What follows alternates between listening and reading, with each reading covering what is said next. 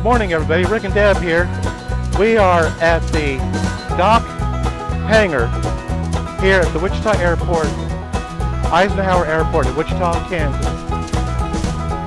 The Boeing Superfortress, B29 Superfortress, is right inside, and that's why we're here. I am so excited. I've heard about this for many, many years, and I've never been able to actually come and see it. There's only certain days they're open. They're open Tuesday, Thursdays, and Saturdays. But if you go on the website, it will tell you whether dock is here. And dock is in fact here. And so between the being a weekday and being a lot of heavily constructed areas, we like to never got here. There's hardly nobody here. So maybe we can get in here and enjoy this while we can. So, as I always say, if you're not doing anything, if you want to come along and join us, let's go look at this B29 Superfortress. Okay, I thought I would show you the front of the building here before we go in.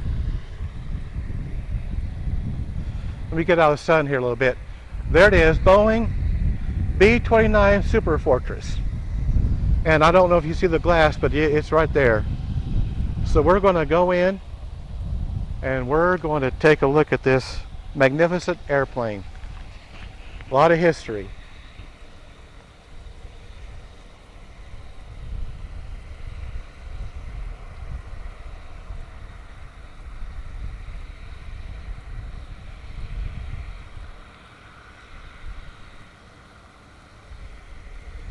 Okay, just let you get a good look at that. Okay, now this is so cool. I tell you what, we just about didn't get in here because of all the construction. But you know what they say, where there's a will, there's a way. And we found the way, finally.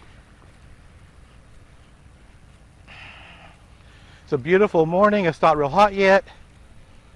So we thought we'd hop in there and take a look around. It's $10 admission. And if you want to take the cockpit tour, I think that's additional $5. But I don't think that's real bad this day and age. Now, to actually fly, but ride along with this aircraft, I'm going to tell you, it is not cheap. I think the, if you want to just ride, I think it's $600. If you want to ride in like the tail gunner's seat or the bombardier seat, it goes up to like $1,500. But they have overhead, you know, fuel and costs and that sort of thing. It would be once in a lifetime. But that is, quite frankly, that's way out of my budget. But I'll just kind of give you an idea of where we're at. We're on airport grounds. It's just off of West Kellogg. But we're going to go in and we're going to get our admission paid, and then we're going to go look around a little bit. I've never been here before. I don't know what to expect yet. So just bear with us.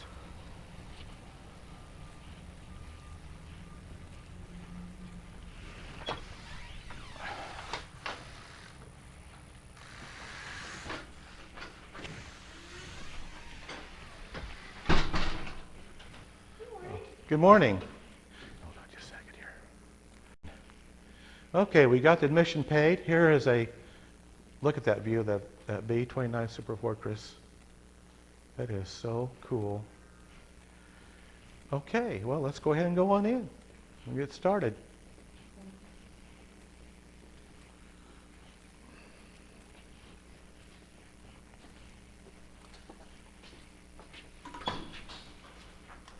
Okay, here we go.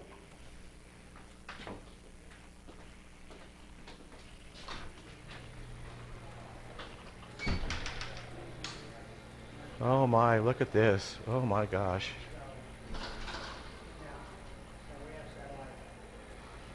Wowee, look at this.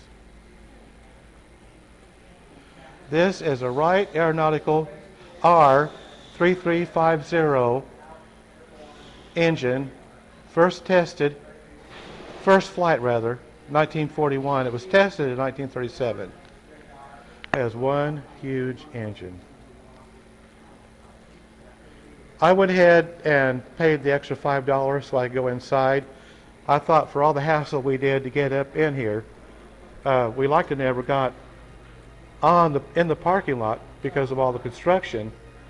But we persevered, and we finally got in here to get parked. And there's Doc, their emblem, or whatever you might call it. And there's a Superfortress. Look at that. We're going to just kind of walk around here a little bit and take a look at this magnificent airplane. And like I said, this is the B29 Superfortress. And I will be going inside here in just a few minutes. Let's just kind of walk around here and let's just take a look.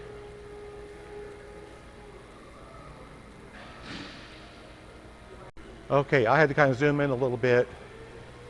But look at this, isn't this magnificent? And of course there's Doc.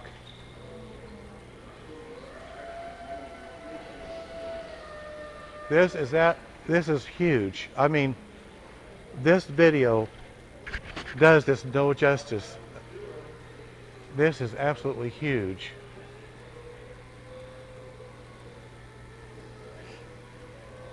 Let's just kind of do a walk around. I will be going inside here in a few minutes. I think it was worth $5 to go inside and be able to look around a little bit. It was well worth it, I thought. I got to kind of back up here a little bit because it's so huge. This is really something that I have thought about for a number of years now, and I just didn't know where it was at. I didn't know how hard it was to get in here. I didn't know about anything until I looked up. I literally Googled it yesterday evening and started doing some research about when, where, and all that. So here we are. Really very, very, very magnificent. I'll tell you what, let's do real quick. We're going to walk as much far around as we can, but let's go take a look at this first. Just real quick. This is a Beechcraft G17S. This aircraft is the last factory built stagger wing. Owner and pilot Steve Craig, Lawrence, Kansas. Wingspan is 32 feet, length 26 feet 9.5 inches, height 8 feet, and the engine is a Pratt and Whitney R-N85AN-1 rated 450 horsepower. Wow. That is really cool. Look at that. An old biplane. We're going to kind of walk around here. We're just walking around this. There are two other aircraft, well, one other aircraft in here that we can look at besides the B-29. I'm definitely going to look more at here in just a minute. It is Thursday morning, August the 11th.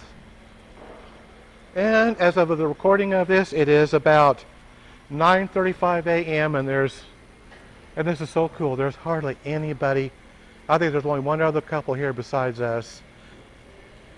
And it is just so nice to be able to walk around and not have 10,000 people and music and all that to have to deal with. It's absolutely very quiet. There's actually upstairs. We're going to go upstairs here in just a minute. If we can. Well, of course, I'll ask first just to make sure. But I'm going to get some pictures of this just real quick.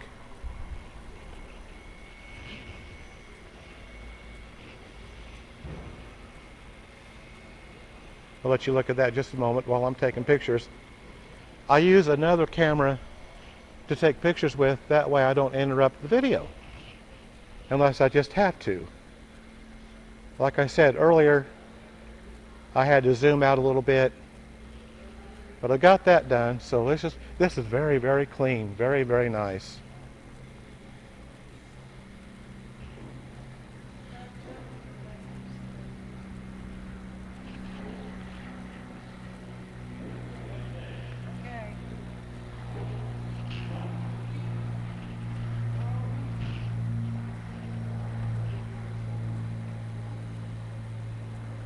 Yeah, I think we're about done. We're going to go check out dock here just in a minute. But I thought maybe we could take some more pictures here just real quick.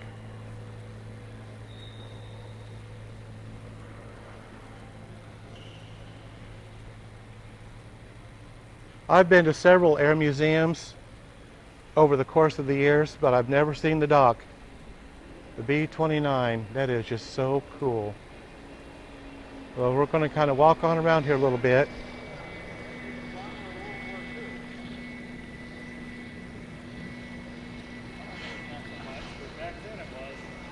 They said they found this in a field somewhere. Is that correct? It was in California in the China Lake Naval Bombing Range. California at Yep. the what now? The China Lake Naval Bombing Range. China Lake Naval Bombing Range. And did they not find boxes of this in barns and that sort of thing? No. Okay, I thought I'd heard. It was all pretty much intact when we got it. It was in one piece, other than the tail had been cut off when they drug it out in the desert. They had to go under an overpass, so they cut the tail off. So they had to rebuild that. Now, did this not take a few years to restore? Yeah, a few. It took A few 16 years to restore 16 it. years. I knew it. I couldn't remember They the. estimated around 450,000 man-hours of labor. So yeah. Oh my gosh. It was a little bit of a project. Well, I knew I'd been hearing about this for quite a few years. I didn't know how to get out here. I didn't know where it was at. Oh. I didn't know even that. And then we got here this morning and we had a little bit of a time actually getting to the parking lot. Yeah, they're tearing up the road and redoing the drains, Yeah. sewers and everything, so it's a mess right now. Well, we got here. It's all right. It's cool. And I'm just thrilled to death that we've got a. It'll be better soon. Oh yeah, that's fine. Are we allowed to go upstairs? Yeah, up in the museum up there. Yeah, go ahead. Okay, that's what we're going to do. We're going to check out. And I paid the $5 to go on this side. So. Okay. Well, let's walk on. That was really nice. Thank you, sir, for talking to us about that. Because I know I don't know much about it, but I do know that I've been waiting for. Of course, it's my own fault. I could have been coming here a long time ago. Look at this, back of this. That is absolutely huge. I can only imagine what it's like to fly this thing in the air. I can only imagine. I can't even get this home on my. I will be putting some pictures on when I get this all uploaded. Let's kind of go over here a little bit and we'll kind of walk around here just a little bit. 16 years.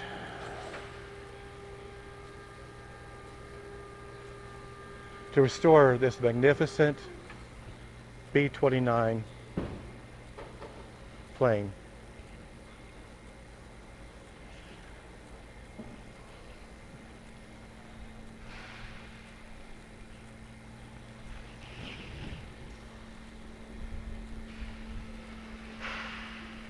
Let's kind of get over here. We'll kind of get a better glance at this. There we go.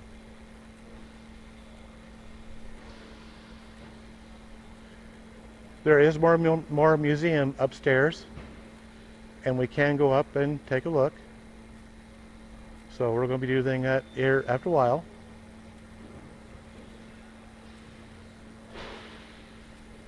Okay, I tell you what, let's see if we can. I think we can walk underneath this. I know it's way over my head. B29 Superfortress.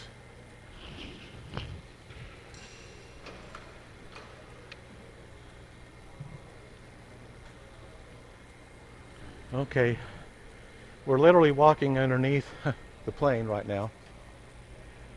Okay, wow, oh, here's the guns on the end. That's where the tail gunner was set. Let me do something here just real quick. I want to kind of zoom in here a little bit.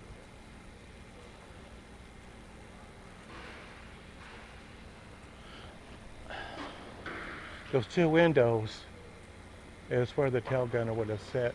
And I'm literally looking straight up at that wing, that back tail.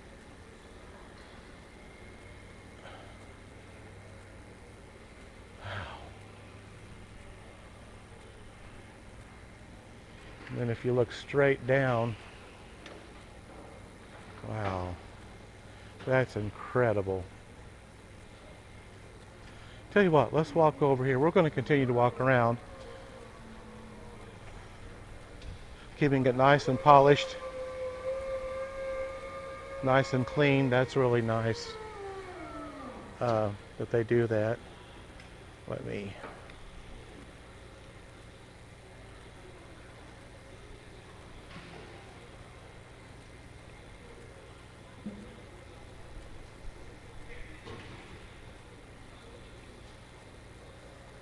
Okay. Wow. Let's go over and take a look at this aircraft over here. I don't see any signs on this, but I would say this is definitely World War II era. And these look small when they're up in the air, but they are really, really quite large. Very large wingspan. I don't think I can walk all the way around, but we'll just kind of take a look at it from here. I don't want to go anywhere I'm not supposed to go this morning. Like I said, there'll be plenty of pictures. But I am really taking the pictures as we're walking around here. Here is the one of the headlights, I would assume.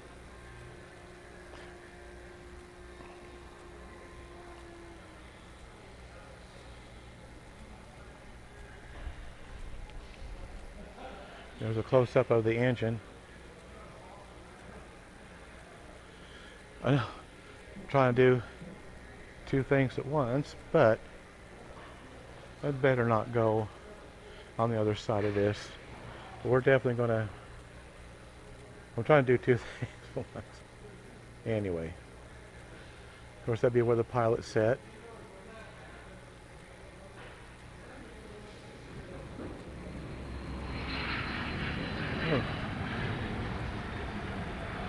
Hearing an aircraft just go off, take off, sounds like.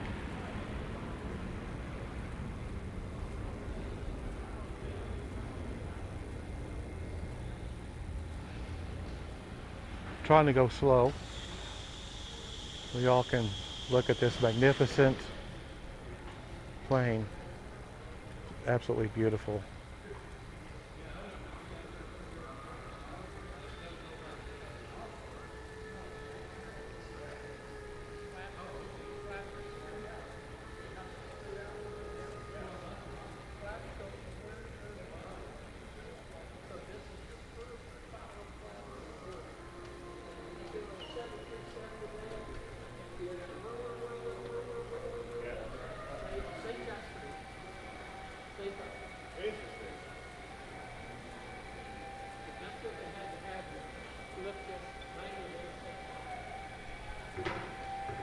Let's look up underneath this flap here.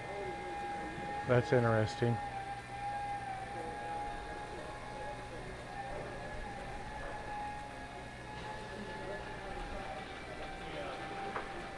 We're literally standing underneath one of the flaps.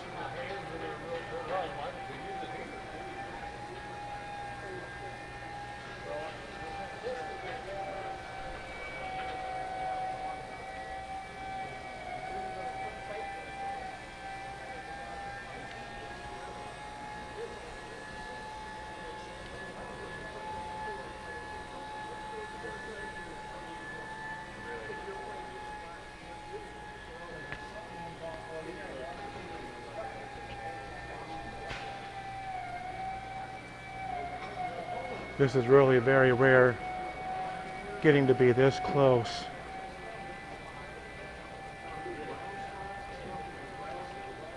And of course, this is where the wheel, these huge tires Um,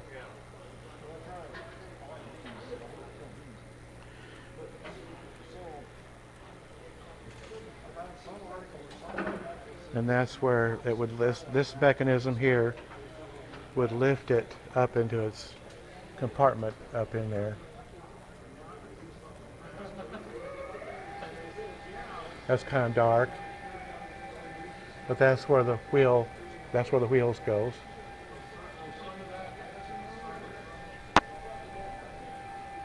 There's the other side, and there's the arm that connects onto this piece here, and then that's what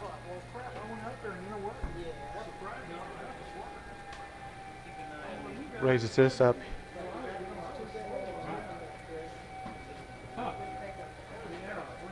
Let's just kind of look at this just to see how that would fit. The tire would fit up in there.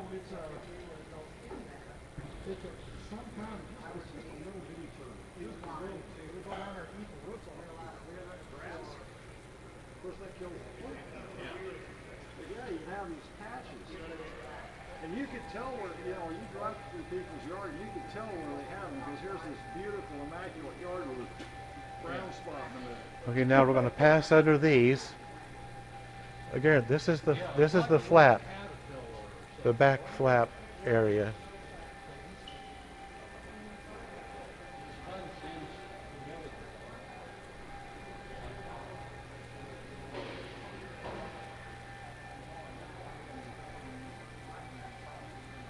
Kind of getting another angle here.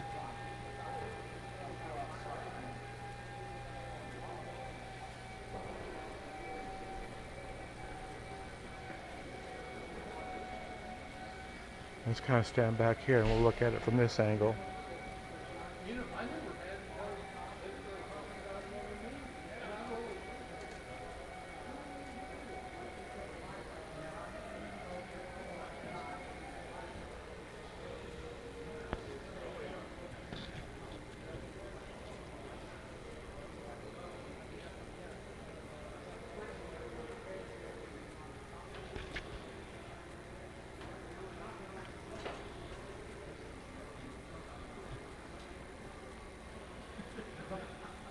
And this is undoubtedly one of the exhausts right here. Or there's two exhausts there actually. And of course this engine is for this propeller.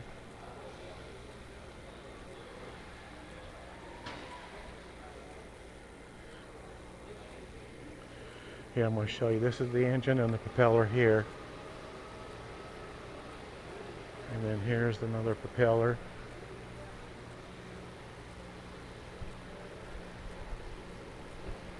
Okay.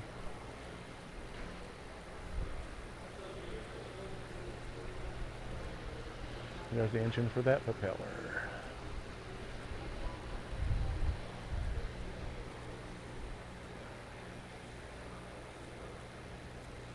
Let's kind of circle around here a little bit.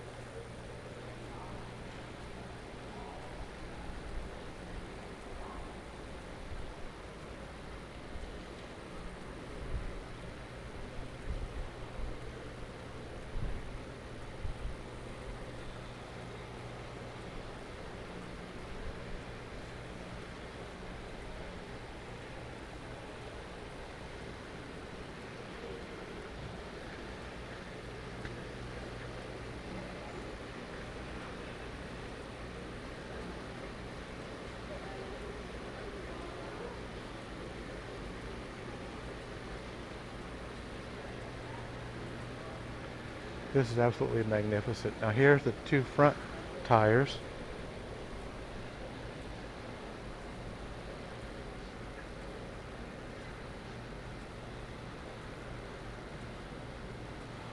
And here's where they would fit up under here. Let me see if I can get up under there.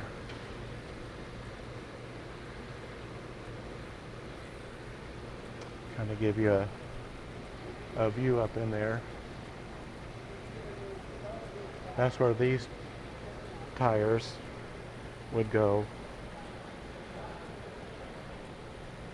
would be up in there. Okay.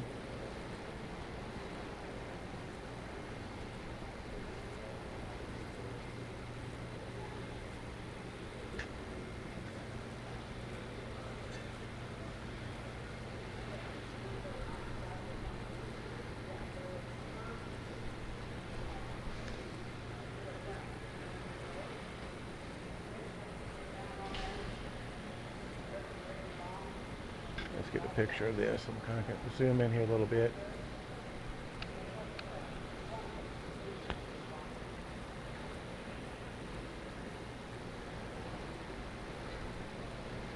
Just trying to show the overall plane here, but it is so huge.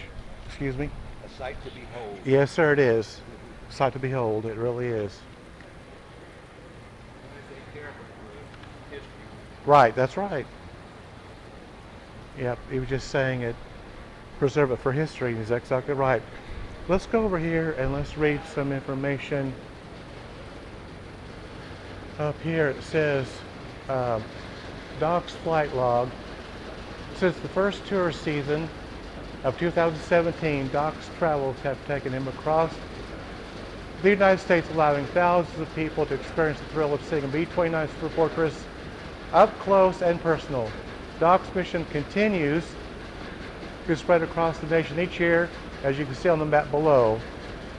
And this pinpoints everywhere Doc has been.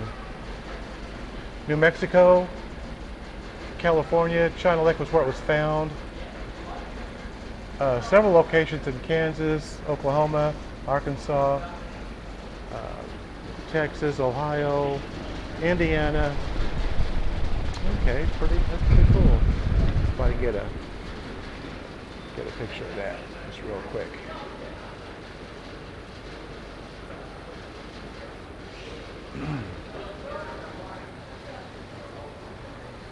And again, there's Doc. Nose art. When 9 B29 Superfortresses were assigned to the 1st 102nd Radar Calibration Squadrons in 1951 under the Eastern Air Defense Force at Stewart Air Force Base at Newburgh, New York, the commander of the squadron decided the fleet of 9 B-29 aircraft needed to be named. The B-29s became known as the Snow White Squadron, the Snow White Seven Dwarfs, and the Wicked Witch. B-29 number 44-69972 was given the name of Doc. This fuselage piece hanging on the wall is a cross-section of an actual B-29 Superfortress that has been painted with the original nose art for Doc to honor the legacy of the 1st and 102nd Radar Calibration Squadron. Doc and the rest of the squadron were retired in 1956 and became targets for the United States Navy at China Lake Naval Station in California. The photographs above show what was left of Doc when Tony Masolini and his team of volunteers in California found it in the Mojave Desert in 1987. Let's get a, here, go ahead and get a,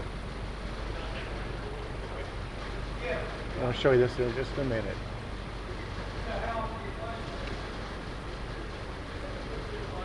So this is what it looked like when it came out of the desert.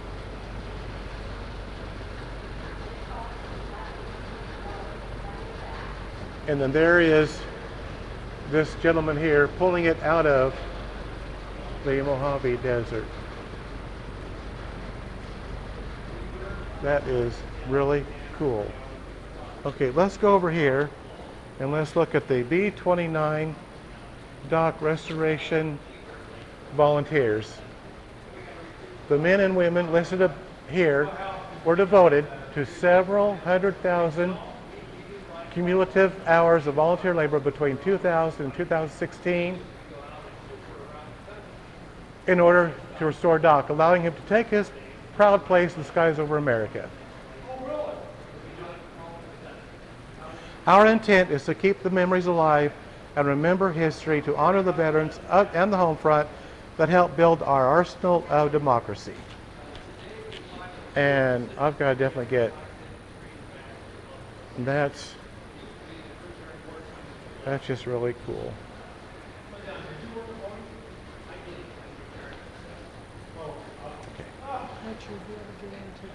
Okay, I think I'm going to do that in a minute. Okay, I think I might go ahead and go up in here if I can, but I've got to ask if they're ready. Okay, let me just pause this just a minute. Okay, there's a group that just came in, and when they're done, then I'll get to go up inside. But in the meantime, we're going to continue to just walk around, and we can look at some more of this B29 Superfortress. Oh, I know what we can do. Let's go upstairs, and we'll do that. Let's go upstairs. We've not done that yet. Here's some spark plugs. The B29 was powered by 4 massive air-cooled R3350 engines. The displacement volume of these engines were 3,350 cubic inches, meaning each cylinder displaced 186 cubic inches. Cylinders this large required large spark plugs, and that's the spark plugs. And that's a fuel level float. And there's a lighter, an ashtray, and maybe a dog tag. And this is the oil level indicator right here.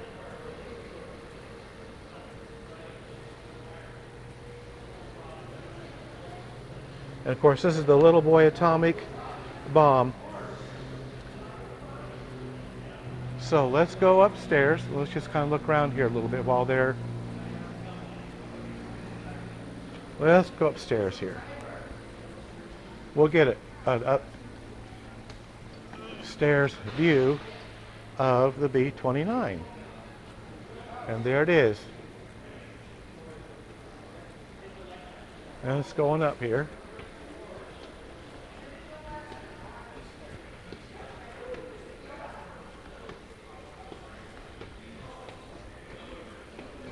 They also have an elevator.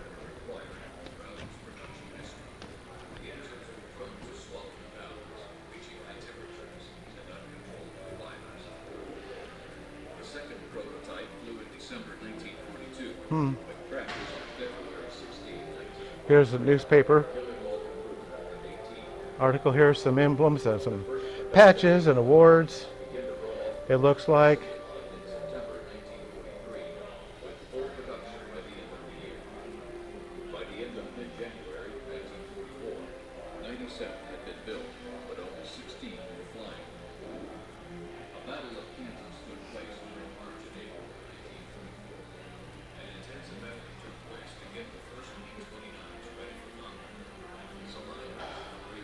This here is a graphotype.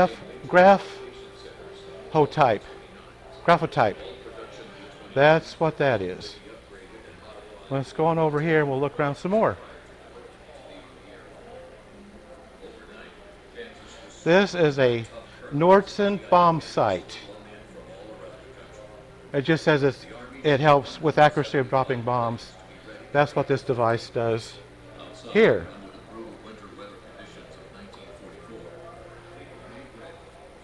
Oh, wow.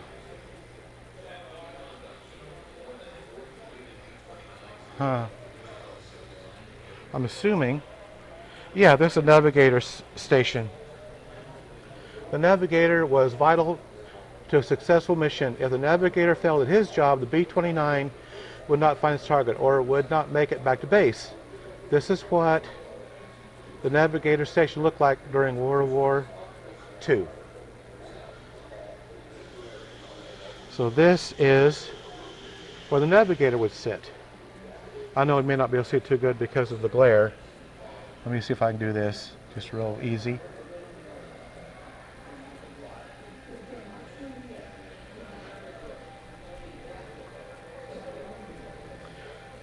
Let me go around here and let's look at this over here. This great big huge jug up here with a chrome top on it, believe it or not, is a coffee. Is where they store their coffee. Of course, that would be for like maps. That's a breathing apparatus, the fire extinguisher. And that's where they, of course, again, would set. Okay, that's really cool. Okay.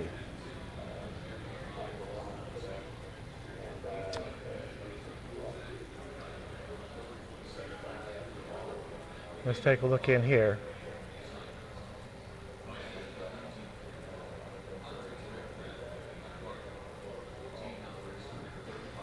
These are really very large units, whatever. We're going to hear some headphones. Probably some sort of radio devices, I would assume. Let's go over here and read what it says. Radio operator station. Like the navigator, the radio operator was important for B29 mission. So that's what this is. I kind of thought that's what it looked like. Okay, let's go over here and let's look at these.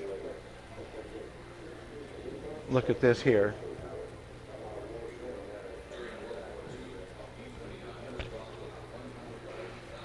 And of course, there's a picture of Rosie the Riveter, something like that. Let me see. Oh, my camera turned off again.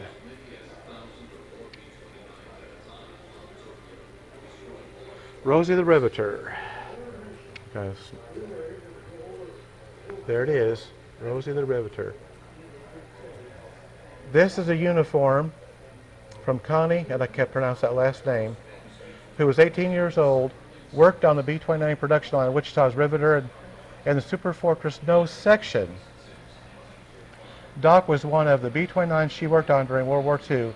More than half a century after she helped construct the bomber, she joined a group of volunteers called Doc's Friends to help reconstruct it.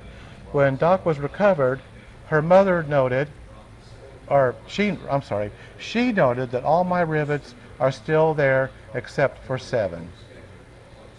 Oh, that is really cool. Now we're going to walk around here and see if we can get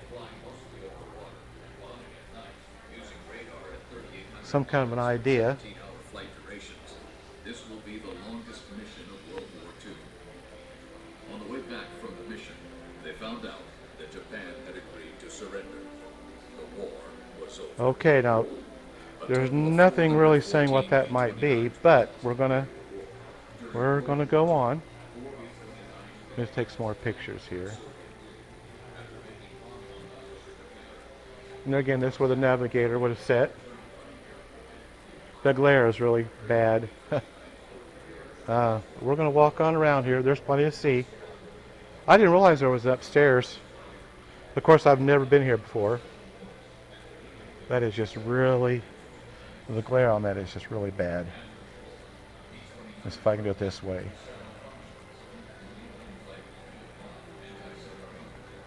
You kind of get an idea.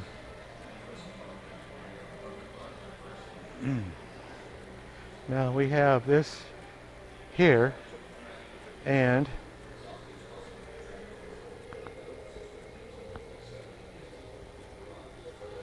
I don't know, that's looking down in there. I'm not sure what that is, but we're going to find out here in a minute. Very long tube-like structure. And let's see if we can find out what this is.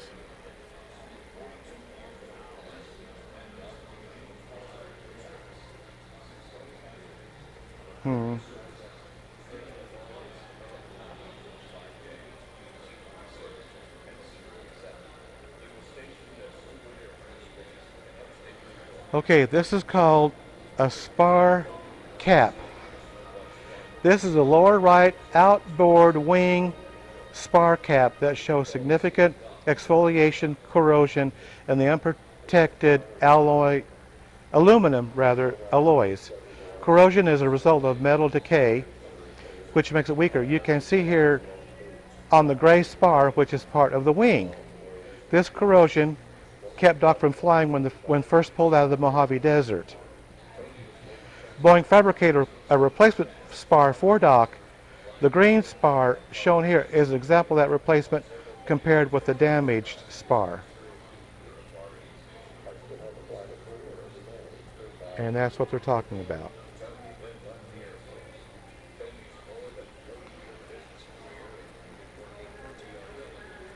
I tell you what, we got to get a view of the up here while we're up here.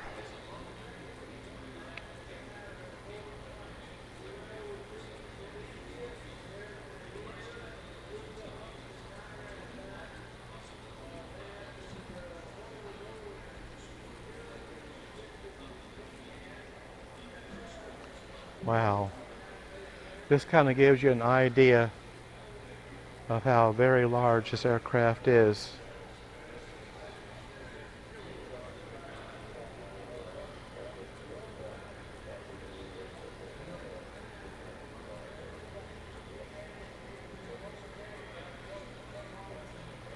Very large.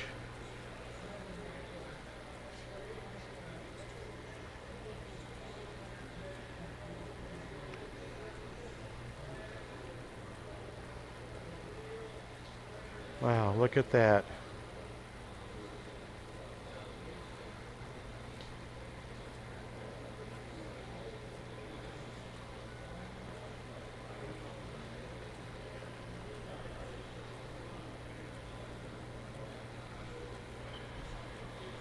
I'm trying to go slow so you can see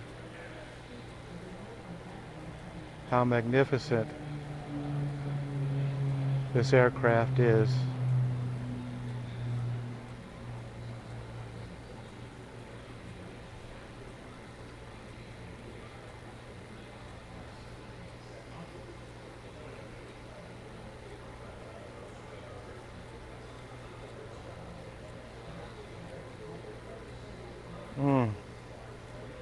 Wow. Okay, let's walk on around here a little bit.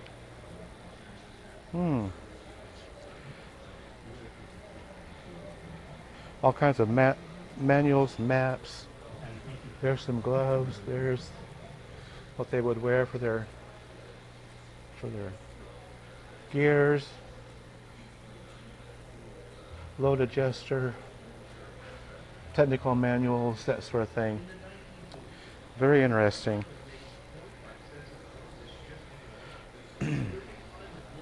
This is a procedure manual, volume 1 from 1945. It's pretty thick.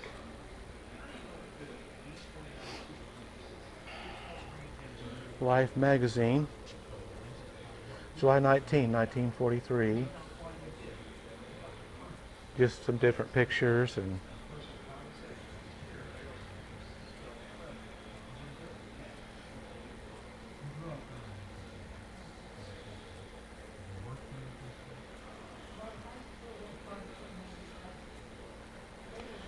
okay. Oh, here's some. Oh, here you go. Here's a scale model.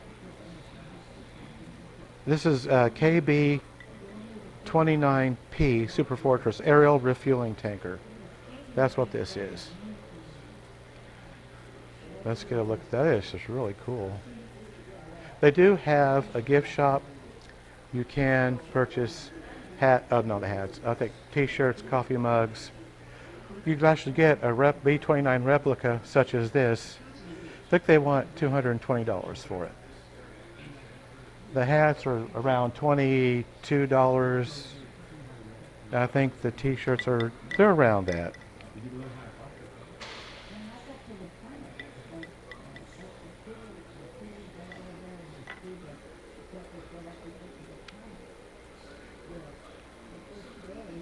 This is Second Lieutenant Mildred Mickey Axton, Boeing XB-29, United States Air Force, installation Avenger Field. Okay.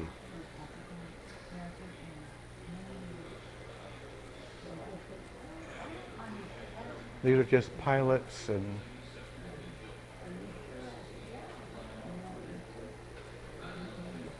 business executives and that sort of thing. Let's go up in here just a minute. Oh, look at this. This is some of the riveting tools they used.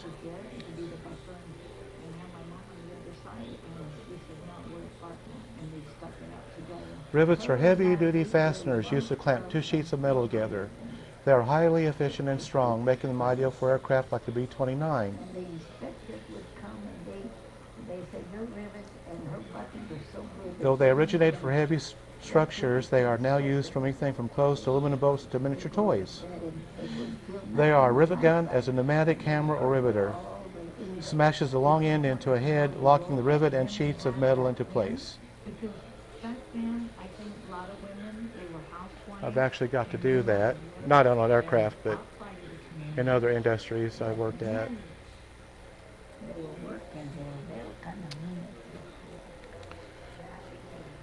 Here's the outfits that they would have worn. Toolbox and some gloves. Started back in those days when there were supervisors, male supervisors. Okay, well, let's walk on around this way. Here's another photo of Doc in flight. See, if you look real close, looks like there's somebody who might be sitting in there. Oh, they've got Amelia Earhart here.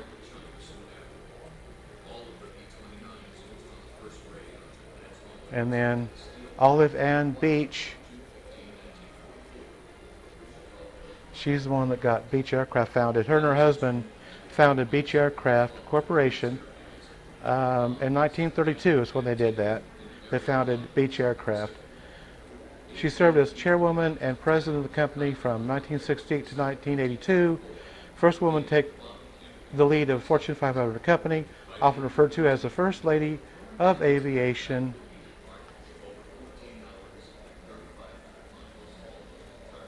And if you go to the Aviation Museum here in Wichita, there's a lot more information.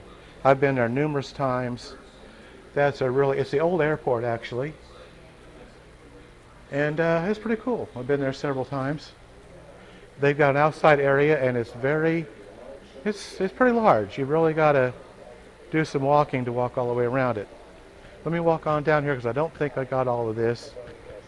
And then I think we'll go back downstairs. I'm going to walk by and do another passover of this magnificent plane. A lot of history.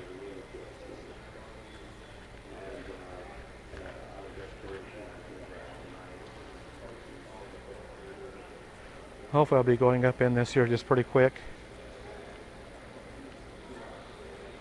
And of course I'm going to bring you all along.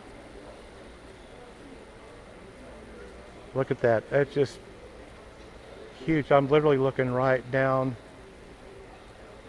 the front of this aircraft. This is right on the nose. This is looking straight down. Look at that. And then if I go straight back, that is looking straight down.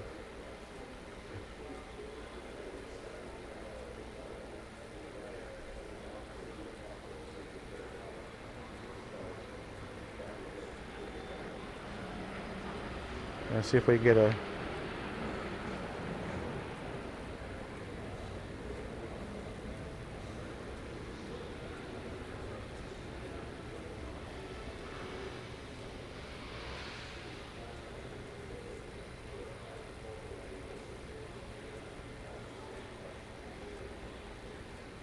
four massive engines and propellers. And there again, this is kind of an overall upstairs view of the hangar. Let's walk on down.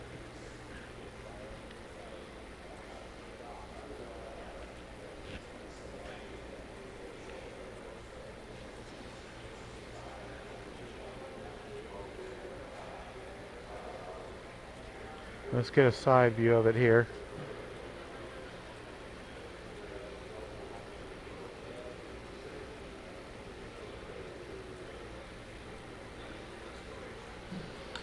This is just, I'm just a loss for words, I really am.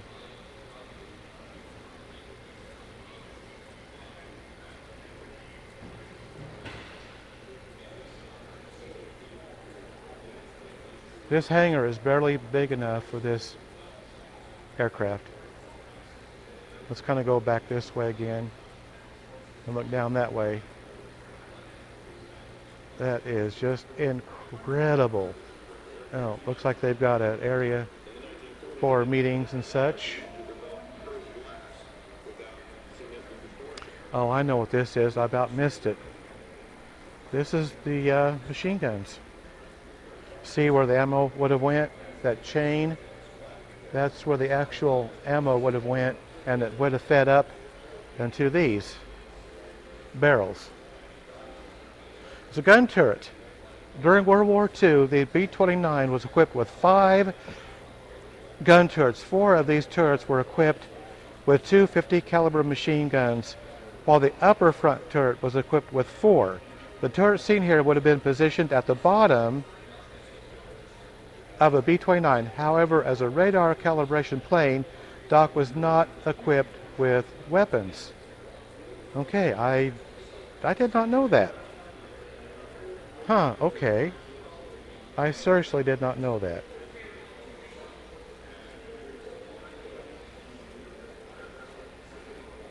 I got to fire 50 cal machine guns. Not like this, but they were still 50 caliber.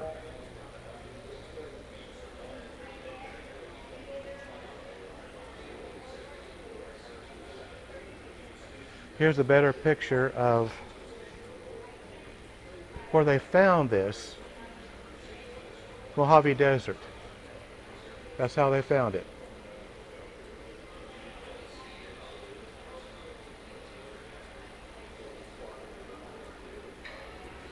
This is what it looked like after being exposed in the hot desert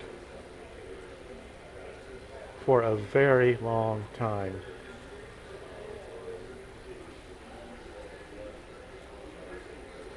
Wow. And of course, here's another picture of the restorations that they did. Wow.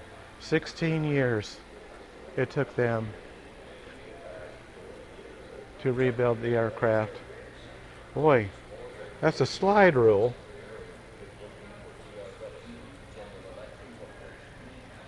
The load adjuster is a specialized slide rule used to calculate the B-29 changing center of gravity during flight. Okay. And these are auto compasses. I know that glare is really bad.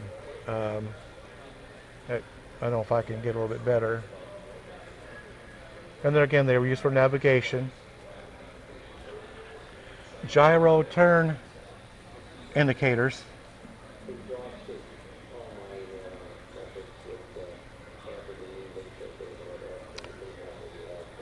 This is called a parallax computer, part of the B-29's fire control system.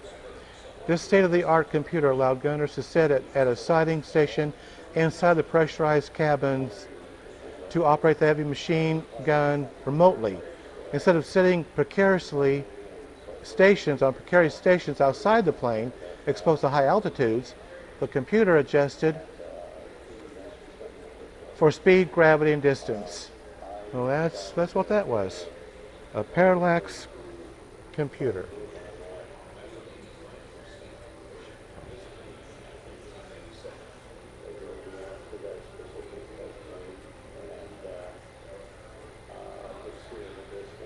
Boy, howdy, I tell you what.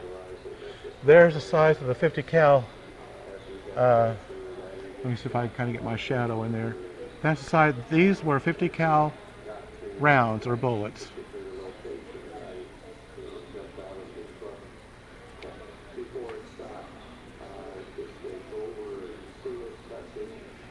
And this is the switch panel for the turret. I mean, this is just, even got, smoking was allowed inside the Superfortress, but only altitudes of higher than 1,000 feet. Now that's what this is in the back. I'm sorry, is right there.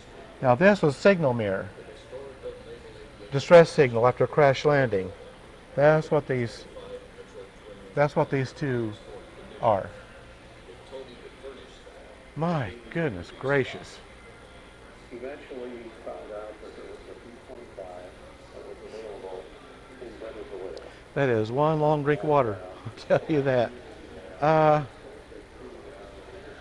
think this is a central fire control gun site. The B29 had a total of 5 sighting stations. 2 were in the nose and tail, and 3 were in the plexiglass bubbles called blisters. Like the one displayed here, these 3 blisters were in the center of the fuselage.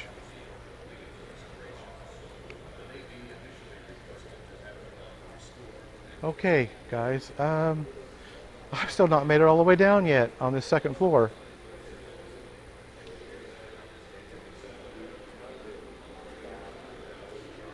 Flight suit. This was worn by Charles Chauncey in the Commemorative Air Force. Made in the good old USA, fought for freedom, the B29 Superfortress. Wow.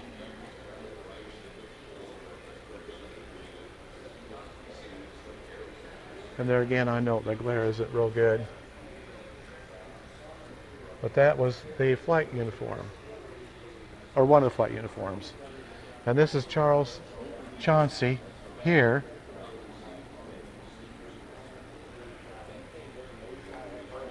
And here's the flight jacket. I actually had one almost identical to that at one time. Boy, that glare is really bad. And it's got the B29 on it. That's the flight jacket. Those are really cool. Mine wasn't exactly like that, but pretty close.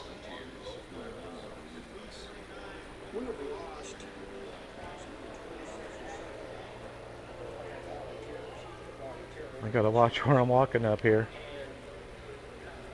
Okay. Tour of duty. Doc's itinerary to fly to the hearts and minds of the next generations at air shows and commemorative appearances nationwide. There it is. Looks like it's getting ready to land, or maybe just took off. This took off July 17, 2016 from the McConnell Air Force Base here in Wichita, Kansas. I can probably say that Harold Snossett came in to a Lorry camp on the 29th of August, 1945, and let us all out. I survived along with about 110 others. And today, Of course, that was the year it was finally completed. It was in 2016. and the people here have been so kind to us. This is Army, Air Force, officers' uniform. See, the United States didn't always have Air Force. They had Army Air Force before they just finally got the Air Force. Mae West life jacket. Okay. Famous actress boastline, life jacket would have been used in case of emergency bailout over a body of water. You got a sense of humor here. But that's what that is, life vest. Here's first aid kits. That's actually, yeah, first aid kits here.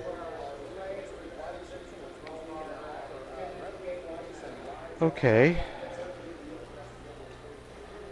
And here's a electric heated suit.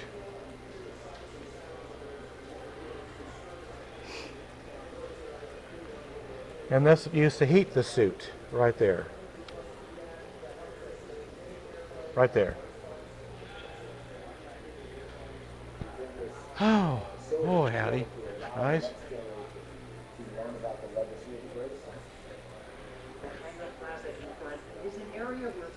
B29 crew.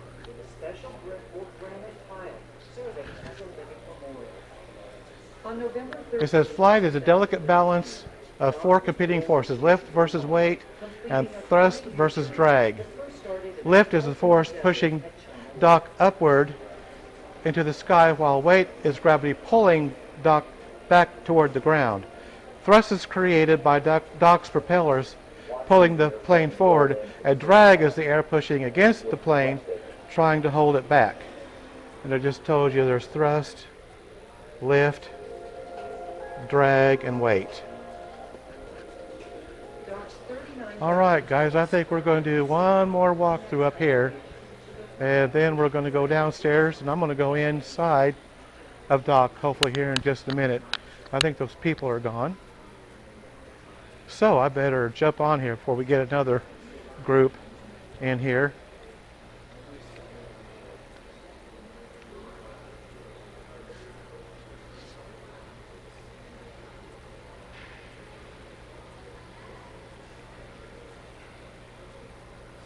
Oh, I guess they're still here. But I'm going to see if I can go inside of it now. They may be done.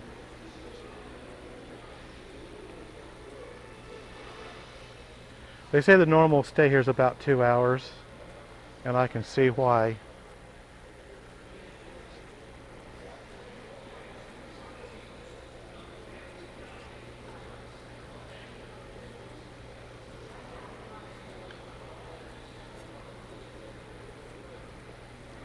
Okay, let's go ahead and walk on down here.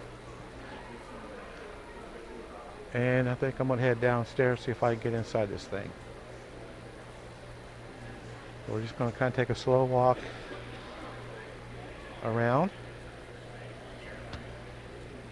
while we're up here.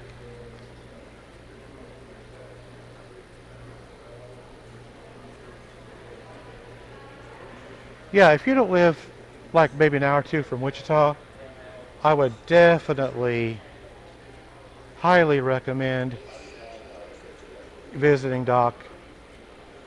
It's only $10 unless you want to go inside. That's an extra $5. But it is just too cool. It's all indoors, of course, and everything. And today's real quiet today. They're only open Tuesdays, Thursdays, and Saturdays. I would not recommend a Saturday unless you just have to. Probably Tuesdays or Thursdays would be okay. I can only imagine what this is like on a weekend on a Saturday. But there again, they're only open 3 days a week, 9 to 5.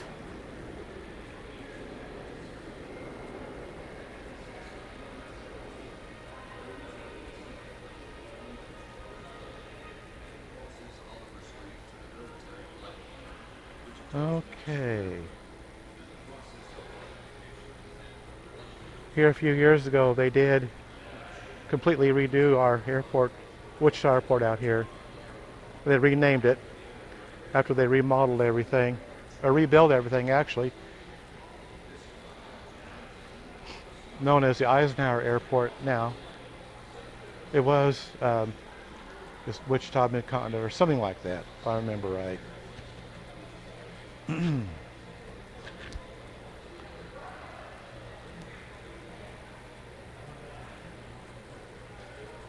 That's it.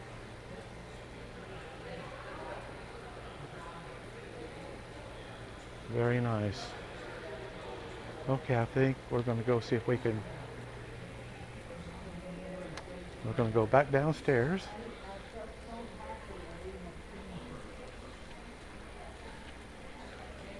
Okay. This is pretty interesting up here. Let's see if we can go down there and go inside of Doc now.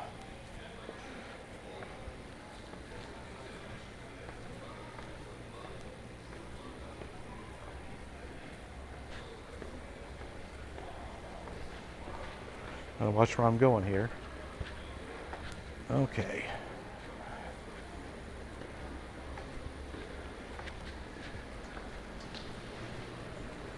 Okay, hold on here just a second. Okay, now we're actually going inside the plane.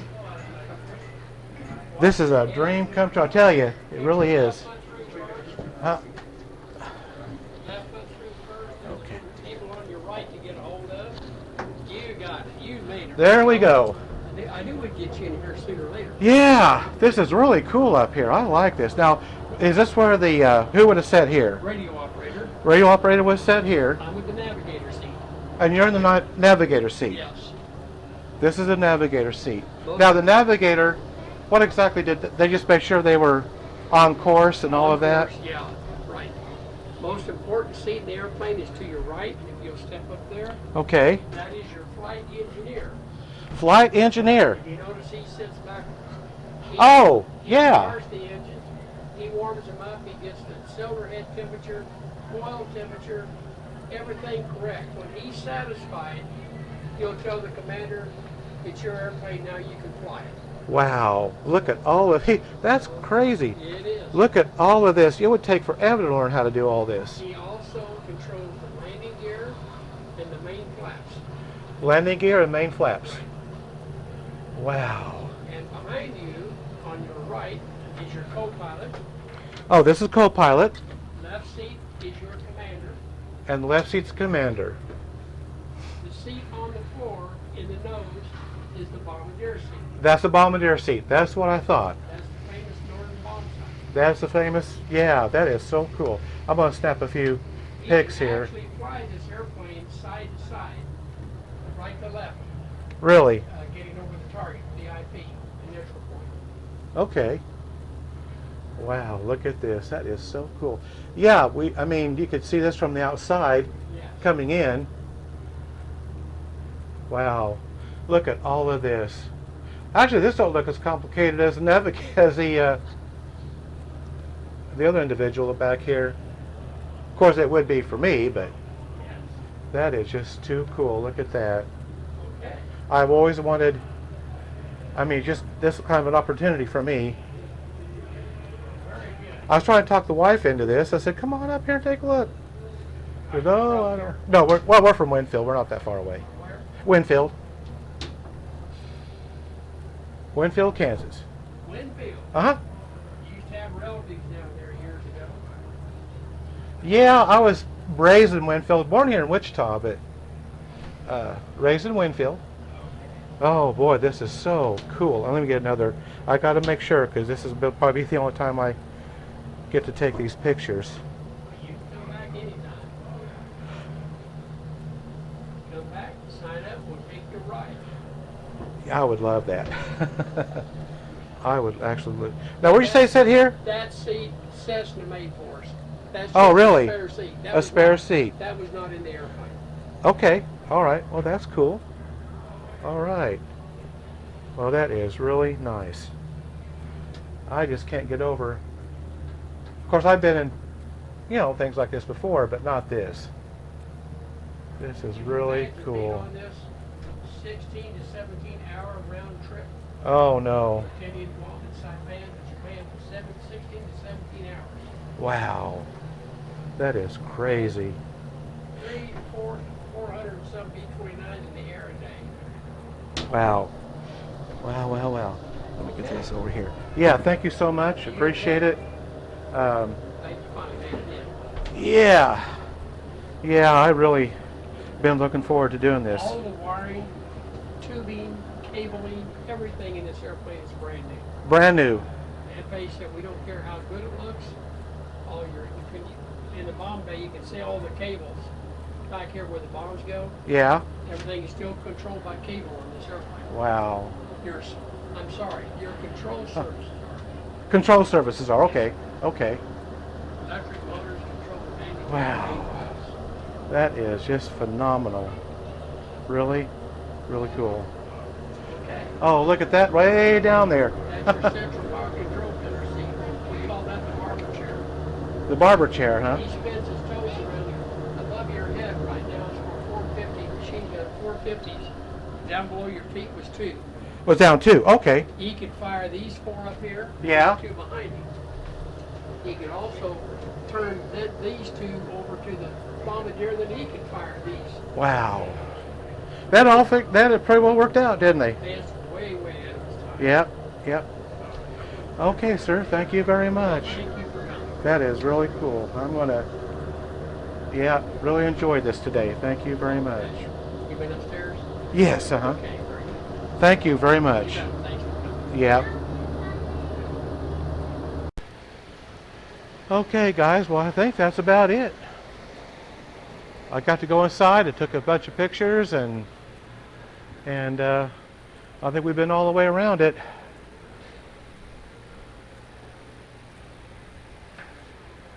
Man, that didn't take too long, a little over an hour. They said normally it's like an hour or 2 hours, but I think we did pretty good. I don't think I can get enough pictures of this. Huh.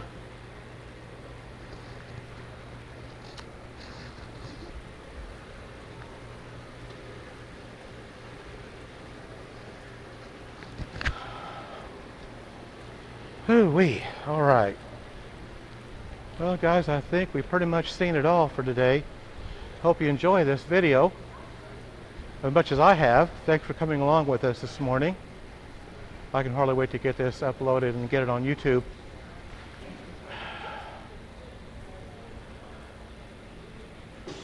Hope you all enjoy it as much as we have today.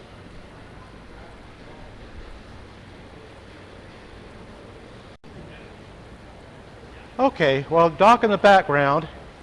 I think we're going to say goodbye for now. Hope you have a nice day. Try to stay cool and hydrated. Just whatever you need to do in these really hot days. I'm trying to get me in the dock here in the background. There we go. I think I about got it. Okay. With that said, hope you all have a nice day. Be careful, be safe, get out and explore. Have a good time, but be safe. Just, that's the main thing. Make sure you got plenty of water to drink, snacks, whatever you may need. Just be careful out there, but have a good time, have fun. And as always, as I always say, we'll see you on the next video. So, goodbye for now.